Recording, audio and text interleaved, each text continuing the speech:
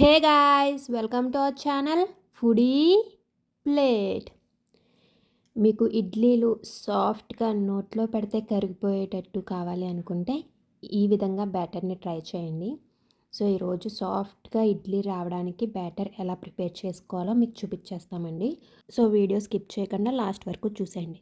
ఇంకా లేట్ చేయకుండా ప్రాసెస్లోకి వెళ్ళిపోదాం. ఫస్ట్ ఒక గిన్నె తీసుకొని దాంట్లోకి పొట్టు మినపప్పు తీసుకుంటున్నామండి. మీరు నార్మల్గా మినప్పప్పు కూడా తీసుకోవచ్చు. సో మేమైతే ఈ గ్లాస్తో 3/4 గ్లాస్ ఆఫ్ పొట్టు మినపప్పు తీసుకున్నాము. మీరు ఏ గ్లాసు ఆర్ ఏదో ఒక గిన్నెతో మెజర్మెంట్ తీసుకోవచ్చు. అలాగే వేరే బౌల్లో ఇడ్లీ రవ్వ తీసుకుంటున్నామండి. అది 3/4 తీసుకున్నాం కాబట్టి మినప్పప్పు, ఇది 1.5 గ్లాస్ ఇడ్లీ రవ్వ తీసుకుంటున్నాం. అంటే మీరు 1 గ్లాస్ ఆఫ్ పొట్టు మినపప్పు తీసుకుంటే 2 గ్లాసెస్ ఆఫ్ ఇడ్లీ రవ్వ అంటే 1:2 రేషియోలో తీసుకోవాలండి. దాన్ని బట్టి మీరు తీసుకోండి.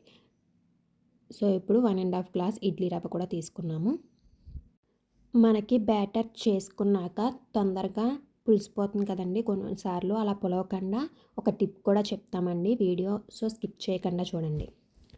సో ఇడ్లీ రవ్వలో కొంచెం వాటర్ యాడ్ చేసుకుని ఒకసారి బాగా కడుక్కొని పక్కన పెట్టేసుకోండి. అది కూడా వాటర్ వేసుకుని ఓవర్ నైట్ సోక్ చేసుకోవాలి. సో వాటర్ వేసుకుని పక్కన పెట్టేసుకోండి నెక్స్ట్ మార్నింగ్ దాకా. అండ్ ఇప్పుడు పొట్టు మినపప్పును కూడా ఒక 2 టైమ్స్ వాష్ చేసుకొని దాంట్లో కూడా వాటర్ మునిగేటట్టు పోసుకొని అవి కూడా ఓవర్ నైట్ సోక్ చేయండి. ఇవి రెండు పక్కన పెట్టేసుకోండి ఓవర్ నైట్. ఇప్పుడు నెక్స్ట్ డే మార్నింగ్ మొత్తం పొట్టు అంతా వచ్చేసేటట్టు వాష్ చేసుకోండి. నార్మల్ మినపప్పు తీసుకుంటే మీకు పొట్టు ఉండదు కాబట్టి ఆ ప్రాసెస్ స్కిప్ చేసేయచ్చు. ఇప్పుడు ఆ పప్పుని వెట్ గ్రైండర్లో వేసుకుని గ్రైండ్ చేసుకోండి. మధ్యలో లైట్గా వాటర్ కావాలి అంటే యాడ్ చేసుకుని గ్రైండ్ చేసుకోండి. మీరు వాటర్ వేసుకున్నప్పుడు కోల్డ్ వాటర్ వేసుకోండి. దానివల్ల ఇడ్లీలు గుల్లగా ఫ్లఫీగా వస్తాయండి. అది నలిగేలోపు గ్రైండ్ అయ్యేలోపు నైట్ మనం సోక్ చేసుకున్న నూకని బాగా దాంట్లో ఉన్న వాటర్ అంతా పోయేటట్టు చేసుకుని వేరే గిన్నెలోకి తీసేసుకోండి.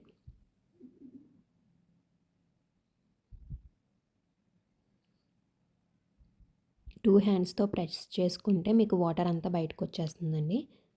సో మనకి పప్పు కూడా గ్రైండ్ అయిపోయింది. చూసారుగా మీకు కన్సిస్టెన్సీ చూపించాను.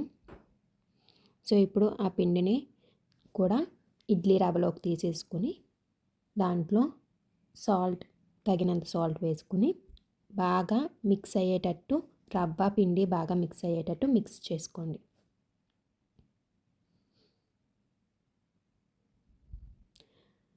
అంతేనండి, మనకి బ్యాటర్ అయితే రెడీ అయిపోయింది. ఇప్పుడు టిప్ చెప్తానన్నాను కదండి. ఆ టిప్ ఏంటంటే మీరు దీన్ని ఒక గిన్నెలోకి తీసుకుని ఫ్రిడ్జ్లో స్టోర్ చేసుకుంటారు కదా. అలా చేసుకున్నప్పుడు ఆ పిండి మొత్తం గిన్నెలోకి తీసేసుకున్నాక పైన ఒక 2 తమలపాకులు వాష్ చేసి వేసుకుని మూత పెట్టి ఫ్రిడ్జ్లో పెట్టుకోండి. అప్పుడు మీకు పిండి త్వరగా పులవకుండా ఉంటుంది. మీరు దోసల పిండికి కూడా ఇదే టిప్ ఫాలో అవ్వచ్చండి.